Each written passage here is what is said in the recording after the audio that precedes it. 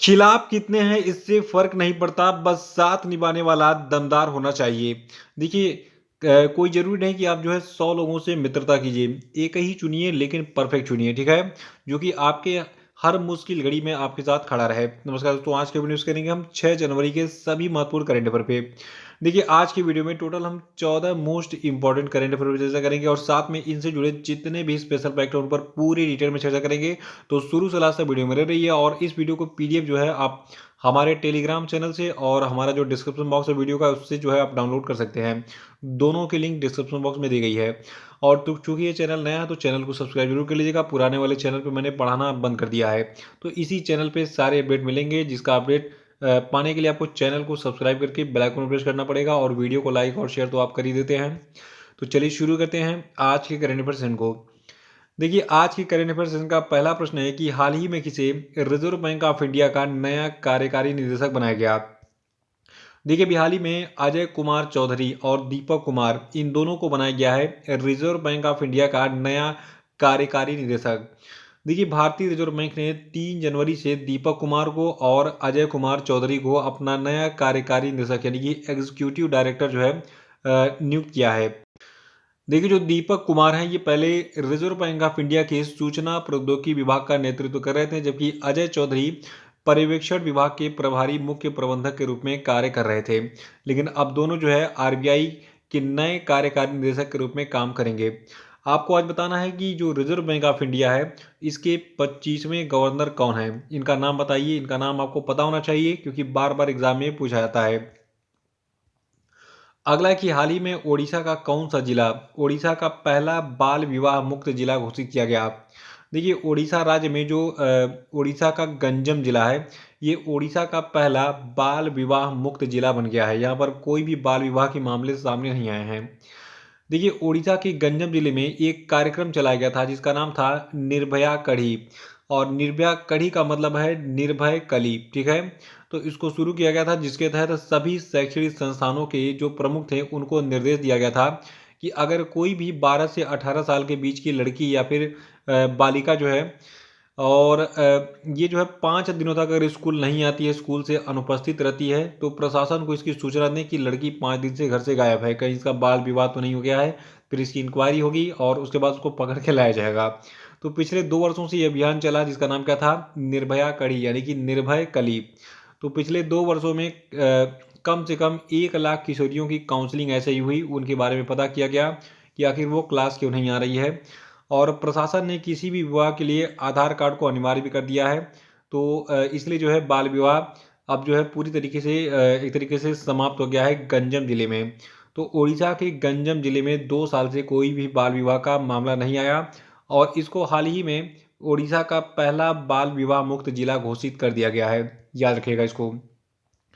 अगला है कि हाल ही में रिजर्व बैंक ऑफ इंडिया ने किस बैंक को अनुसूचित बैंक का दर्जा दिया। तो देखिए एयरटेल पेमेंट बैंक को जो है अनुसूचित बैंक का दर्जा हाल ही में दिया गया है। और भारतीय रिजर्व बैंक की अधिनियम 1934 की दूसरी अनुसूची में जो भारतीय रिजर्व बैंक द्वारा एयरटेल पेमेंट बैंक है इसको एक अनुसूचित बैंक के रूप में वर्गीकृत किया गया है हाल ही में। देखिए जो एयरटेल पेमेंट बैंक है इसके एमडी और सीईओ हैं वर्तमान में नुब्रता विश्वास और मुख्यालय इसका नई दिल्ली में है। और इसकी स्थापना जनवरी 2017 में की गई थी। और देखिए एयरटेल पेमेंट बैंक जो है भारत का पहला पेमेंट बैंक है, इसको याद रखिएगा। नोटबंदी के समय इसको लॉन्च किया गया था एयरटेल के द्वारा। अगला है कि हाल ही में किस राज्य में पारंपरिक नव वर्ष जिसका नाम है लोसर महोत्सव इसको मनाया गया। तो देखिए लोसर महोत्सव को मनाया गया लद्दाख में, ठीक है। लोसर महोत्सव महोत्सव जो है ये लद्दाख का एक पारंपरिक नव वर्ष मनाने के लिए जो है एक महोत्सव है। देखिए लद्दाख में जो लोसर महोत्सव है ये तिब्बती बौद्ध धर्म के पारंपरिक कार्यक्रम में नए साल की शुरुआत में मनाया जाता है। और ये लद्दाख क्षेत्र में बौद्ध समुदाय के द्वारा मनाया जाता है। देखिए लोसर जो है ये तिब्बती चंद्र कैलेंडर की शुरुआत से 15 दिनों का त्यौहार है जो कि तिब्बती कैलेंडर में 11 महीनों के पहले दिन को चिन्हित करता है। देखिए लोसर एक तिब्बती शब्द है। लोसर का मतलब है नया साल, ठीक है। लोसर का मतलब क्या है, नया साल। तो आप हैप्पी न्यू ईयर बोलते हैं, नया साल मुबारक बोलते हैं। आप हैप्पी लोसर भी बोल सकते हैं तिब्बती भाषा में। और लोसर का मतलब क्या होता है, नया साल। देखिए लद्दाख में कुछ और भी त्यौहार मनाए जाते हैं। तो लद्दाख में लोसर महोत्सव तो मनाया जाता है, इसके अलावा यहाँ पे फ्यांग सेडुप महोत्सव मनाया जाता है और दासमोचे महोत्सव भी मनाया जाता है, हेमिस महोत्सव भी मनाया जाता है, इसको भी नोट कर लीजिएगा। अगला कि हाल ही में आरबीआई ने किस पेमेंट बैंक को अंतर्राष्ट्रीय प्रेषण व्यवसाय के लिए मंजूरी दी? तो देखिए जो आपका फिनो पेमेंट बैंक है, इसको आरबीआई की तरफ से जो है अंतर्राष्ट्रीय प्रेषण व्यवसाय के लिए मंजूरी मिल गई है।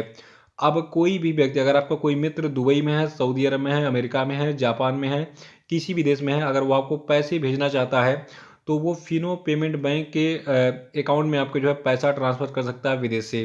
तो इस मंजूरी को मिलने के बाद, मतलब आरबीआई से अंतर्राष्ट्रीय प्रेषण व्यवसाय के लिए मंजूरी मिलने के बाद अब फिनो पेमेंट बैंक के जो ग्राहक होंगे विदेशों से पैसे भेजे गए पैसे ये प्राप्त कर सकेंगे अपने अकाउंट में। देखिए जो फिनो पेमेंट बैंक है, इसके अध्यक्ष कौन है? प्रोफेसर महेंद्र कुमार चौहान जी हैं और इसकी स्थापना 13 जुलाई 2006 को हुई थी और एमडी और सीईओ है ऋषि गुप्ता। और देखिए इसका मुख्यालय आपका मुंबई महाराष्ट्र में है। अगला प्रश्न है कि हाल ही में किसे फोटो पत्रकारिता श्रेणी में रामनाथ गोयनका पुरस्कार दिया गया? तो देखिए अभी हाल ही में जीसान ए लतीफ़ को दिया गया रामनाथ गोयनका पुरस्कार। किस श्रेणी में? फोटो पत्रकारिता श्रेणी में। और देखिए जीसान ए लतीफ़ को ये पुरस्कार क्यों मिला है, इसको थोड़ा सा हम 2 लाइन में जानेंगे। देखिए जो आपके जीसान ए लतीफ़ हैं, इन्होंने अपने फोटो निबंध एनआरसी में शामिल करने के लिए कठिन संघर्ष के लिए ये पुरस्कार जीता है, जो कि अक्टूबर 2019 में द कारवां में प्रकाशित हुआ था। और देखिए एनआरसी जब लागू हुआ था उस समय बहुत बवाल हुआ था, बहुत सारे लोगों के नाम छूट गए थे। तो इन्होंने उन लोगों की दुर्दशा का दस्तावेजीकरण किया जिनके नाम छूटे थे और जिन्हें राष्ट्रीय नागरिक रजिस्टर यानी कि एनआरसी से हटा दिया गया था। देखिए एनआरसी सूची जारी होने के लगभग 1 महीने के बाद जीसान ए लतीफ़ जो है, इन्होंने असम के 4 जिलों में अपना रास्ता बनाया, एनआरसी में शामिल करने के लिए लोगों के संघर्ष का दस्तावेजीकरण किया था। तो जो आपके जीसान ए लतीफ़ हैं, इनको रामनाथ गोयनका पुरस्कार दिया गया है फोटो पत्रकारिता के श्रेणी में, याद रखेगा। 7वां प्रश्न आज का है कि दक्षिणी ध्रुव पर अकेले पहुंचने वाली पहली अश्वेत महिला कौन बन गई हैं? देखिए आज के जितने भी करंट अफेयर हैं, इनको आप जो है बाइकआउट नहीं कर सकते हैं, सभी बहुत सेलेक्टिव है, ठीक है। 14 के 14 जो करंट अफेयर हैं बहुत ही टॉप क्लास के हैं। तो एक और टॉप क्लास का प्रश्न आ गया कि दक्षिणी ध्रुव पर अकेले पहुंचने वाली पहली अश्वेत महिला कौन है? तो इनका नाम है प्रीत चंडी। देखिए नाम से लग रहा है कि ये भारतीय हैं, लेकिन भारतीय होने के बावजूद एक भारतीय मूल की महिला है, ठीक है, यानी कि किसी और देश में ये निवास करती हैं वर्तमान में।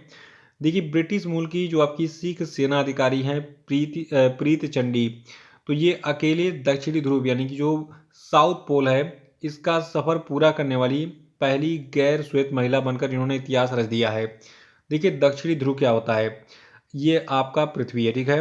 और आपको पता होगा कि पृथ्वी का जो एक्सिस होता है यानी कि अक्ष होता है, ठीक है, तो इधर आपका नॉर्थ हो गया, फिर ये साउथ हो गया।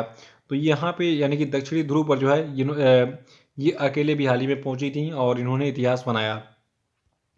अगला कि हाल ही में किस टीम ने न्यूजीलैंड के खिलाफ 21 साल में अपना पहला टेस्ट मैच जीता? तो देखिए न्यूजीलैंड के खिलाफ अब 21 साल बाद अपना जो पहला टेस्ट मैच है ये बांग्लादेश ने जीता है। बांग्लादेश जो है 21 साल से आज तक जो है न्यूजीलैंड को हरा नहीं पाया था, लेकिन अभी इसने एक कारनामा किया। कहाँ पे? देखिए हाल ही में बांग्लादेश ने न्यूजीलैंड के खिलाफ जो पहला टेस्ट है इसको जीत कर जो है इतिहास फिर से बना दिया। माउंट माउंट माउंगानुई में जो है बांग्लादेश की टीम ने अभी हाल ही में बुधवार को ये इतिहास रचा, यानी कि 21 साल बाद न्यूजीलैंड को हराया। देखिए मौजूदा 2 टेस्ट मैचों की सीरीज के पहले टेस्ट में बांग्लादेश ने न्यूजीलैंड को 8 विकेट से हराकर जो है अपना ये पनौती था उसको दूर किया, यानी कि 21 साल बाद न्यूजीलैंड को हरा दिया। और 9वां प्रश्न है कि केंद्र सरकार ने जनगणना 2021 को कब तक के लिए स्थगित करने का फैसला किया है? तो देखिए केंद्र सरकार ने सितंबर 2022 तक के लिए जो है जनगणना 2021 को कैंसिल यानी कि स्थगित करने का फैसला किया है, क्योंकि कोरोना का प्रकोप बढ़ता जा रहा है। देखिए केंद्र सरकार ने कम से कम सितंबर 2022 तक राष्ट्रीय जनसंख्या रजिस्टर यानी कि नेशनल पॉपुलेशन रजिस्टर को अपडेट करने के लिए जनगणना के पहले चरण और विवरण के संग्रह को स्थगित कर दिया है। और अगला प्रश्न है कि केंद्र सरकार ने 31 मार्च तक पैन कार्ड को आधार कार्ड से न जोड़ने पर कितने हजार रुपए का जुर्माना लगाने की घोषणा की है? तो देखिए ये अमाउंट है 10,000 रुपये। देखिए 31 मार्च तक आप हर हालत में अपने पैन कार्ड को आधार कार्ड से लिंक कर लीजिए, मोबाइल से भी कर सकते हैं, बहुत ईजी प्रोसेस है। देखिए, अगर आप पैन कार्ड को आधार कार्ड से लिंक नहीं करते हैं 31 मार्च तक, तो आपको कैसे कैसे क्या जुर्माना देना पड़ेगा। देखिए, यदि पैन कार्ड धारक जो है ये समय से इस महत्वपूर्ण लिंकिंग को पूरा नहीं करता है, तो उसका पैन कार्ड जो है अमान्य हो जाएगा। और यदि कोई शख्स तय तारीख तक ये काम पूरा नहीं करता है, तो उसका जो पैन है ये अमान्य हो जाएगा और उसको फिर से चालू करवाने के लिए उसको 1 अप्रैल 2022 के बाद फिर 1,000 रुपये चार्ज भी देना पड़ेगा। लेकिन एक चीज़ और है, देखिए, अगर आप जो है 31 मार्च तक, ठीक है, अपना पैन आधार से लिंक नहीं करते हैं, तो आपका जो पैन कार्ड है ये इनवैलिड हो जाएगा 1 अप्रैल के बाद से। और अगर आप 1 अप्रैल के बाद अपने पैन कार्ड का यूज़ कहीं पे भी करते हैं लेन देन के लिए या फिर बैंक बैंक में, तो आपको जो है 10,000 रुपये तक का जो है जुर्माना भरना पड़ सकता है, ठीक है। तो आपको बता दूं कि निष्क्रिय पैन कार्ड 1 अप्रैल के बाद मत यूज कीजिएगा, वरना आपको 10,000 रुपये की जो है पेनाल्टी देनी पड़ेगी। और अपना जो आधार कार्ड है, देखिए, अगर पैन कार्ड से अभी 31 मार्च से पहले अगर लिंक कर लेते हैं आप, तो आपको एक भी रुपये नहीं देना पड़ेगा। लेकिन 1 अप्रैल के बाद आपको कितना, 1,000 रुपये चार्ज देना पड़ेगा फिर से जो है अपना जो पैन कार्ड है उसको चालू करवाने के लिए। तो इस गाइडलाइन को याद रखिएगा।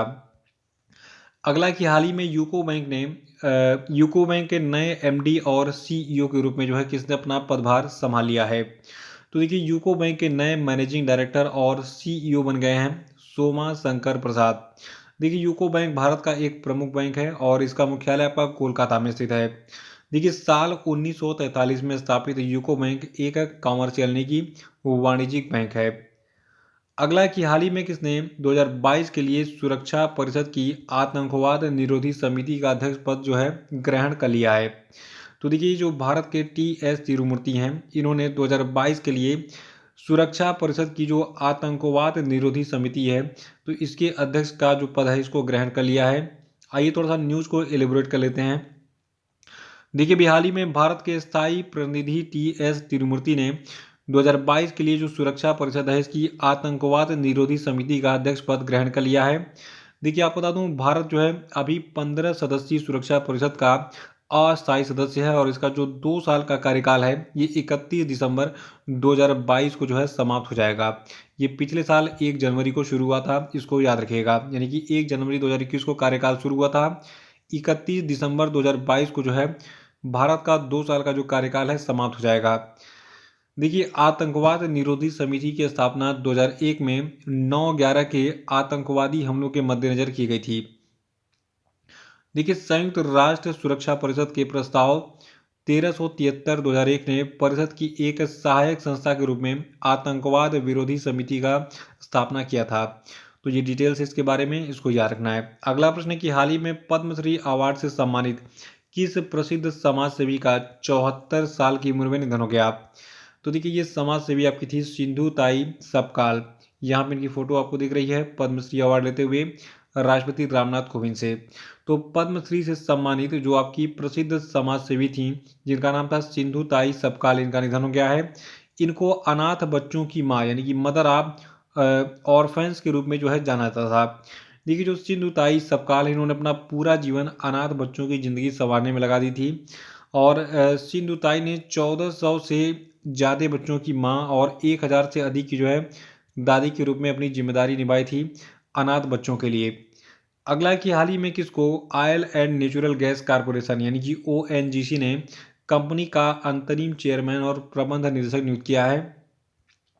तो देखिए, ओएनजीसी में अलका मित्तल की नियुक्ति हो गई है। अलका मित्तल बन गई हैं ओएनजीसी यानी कि oil and natural gas corporation की अंतरिम चेयरमैन और प्रबंध निदेशक। देखिए, जो अलका मित्तल हैं ये ऊर्जा क्षेत्र की सबसे बड़ी कंपनी ओएनजीसी में इस पद पर पहुंचने वाली पहली महिला भी हैं। और अलका मित्तल 27 नवंबर 2018 को ओएनजीसी के निदेशक मंडल में शामिल हुई थी और ये 1985 में एक स्नातक प्रशिक्षु के रूप में जो है ओएनजीसी में शामिल हुई थी। तो ये थे आपके आज के सभी महत्वपूर्ण करंट अफेयर और अब हम बात करेंगे आज के सभी क्वेश्चन अपडेट पे। तो सभी लोग कमेंट बॉक्स में आंसर बताएंगे। पहला प्रश्न आपके लिए कि विश्व ब्रेल दिवस कब मनाया जाता है, बताइए। और अगला प्रश्न है कि 3 ट्रिलियन डॉलर मार्केट वैल्यू वाली दुनिया की पहली कंपनी कौन बन गई है, आंसर बताइए। अगला कि प्रधानमंत्री के द्वारा किस शहर में मेजर ध्यानचंद खेल विश्वविद्यालय की आधारशिला रखी गई है, बताइए। और अगला कि हाल ही में किस देश ने अंडर 19 एशिया कप क्रिकेट का जो खिताब है इसको जीत लिया है, आंसर बताइए, और इसके बारे में और डिटेल चाहिए तो कल का वीडियो देख के उसको रिवाइज कर डालिएगा। और पांचवा प्रश्न आपके लिए कि हाल ही में 1971 युद्ध में शामिल नौसेना के किस तत्कालीन वाइस एडमिरल का 100 वर्ष की उम्र में निधन हो गया, बताइए। तो इसी के साथ ये वीडियो समाप्त होता है। जय हिंद, जय भारत।